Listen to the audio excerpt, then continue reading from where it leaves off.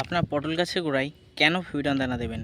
বন্ধু, ইব্রাহিম গার্ডেন 85-এর second channel farming 8509 channel, এখানে আপনারা যে সমস্ত কমেন্ট করেন, অর্থাৎ মেন চ্যানেল ইব্রাহিম গার্ডেন 85-এর যে সমস্ত প্রশ্ন করেন তার উপর ভিত্তি করে এখানে ভিডিও দেওয়া হয়।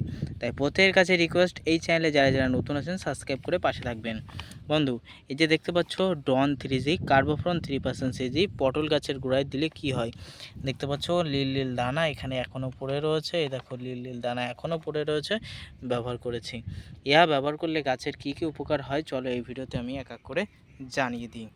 বন্ধু, ইহা ব্যবহার করলে ফার্স্টে আমাদের যে উপকার হবে সেটা হলো গাছের গোড়ার মাটিটা শক্ত হবে। এই দেখো পা দিচ্ছি, দেখো বসছে, জোরে পা দিলাম, দেখো হালকা বসছে, বেশি পরিমাণে কিন্তু বসেনি।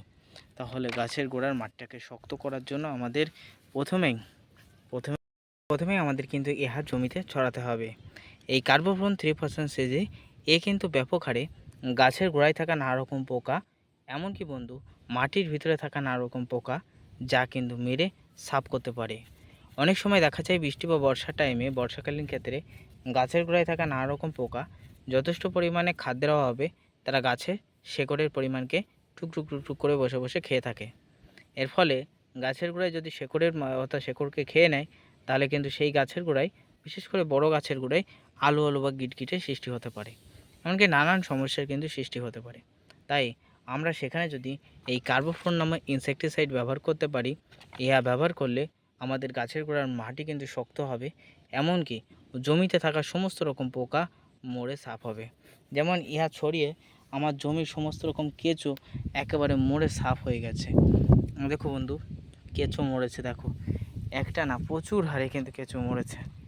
দেখো যেখানে জল বেশি সেখানেই মরেছে, দেখো কত পরিমাণে মরেছে দেখতে পাচ্ছ, একটা দুটো তিনটে চারটে পাঁচটা ছটা, এই অসংখ্য পরিমাণে কিন্তু কেঁচো রয়েছে। এই কেঁচো কী করে থাকে, বিশেষ করে বৃষ্টি বা বর্ষার টাইমে, বর্ষাকালীন ক্ষেত্রে গাছের গোড়ায় চলে আসে, এমনকি গাছের গোড়ায় এসে টুকটুক করে মাটি তুলতে থাকে। তাহলে যদি মাটি তোলে তাহলে সেই মাটির ভিতরে, অর্থাৎ সেই ছিদ্র দিয়ে কিন্তু গাছের গোড়ায় জল চলে যাবে, পরবর্তীতে কিন্তু গাছের গোড়া পচে গাছ কিন্তু মারা যাবে। তাই আগে কার্বোফ্রন ছড়াতে হবে, যাতে কেঁচোকে মেরে ফেলতে হবে। অনেকে বলতে পারেন, দাদা কেঁচো তো মাটির উর্বর শক্তি বৃদ্ধি করে। হ্যাঁ করে, কিন্তু বর্ষাকালীন ক্ষেত্রে একটু জমির ক্ষতি করে, তাই একটু মেরে ফেলাই ভালো। এবং তার পরবর্তীতে এই কার্বোফ্রন 3% সিজি আমরা যদি জমিতে ছড়িয়ে থাকি, তাহলে আমাদের গাছের রোগ প্রতিরোধ ক্ষমতা বাড়ায়।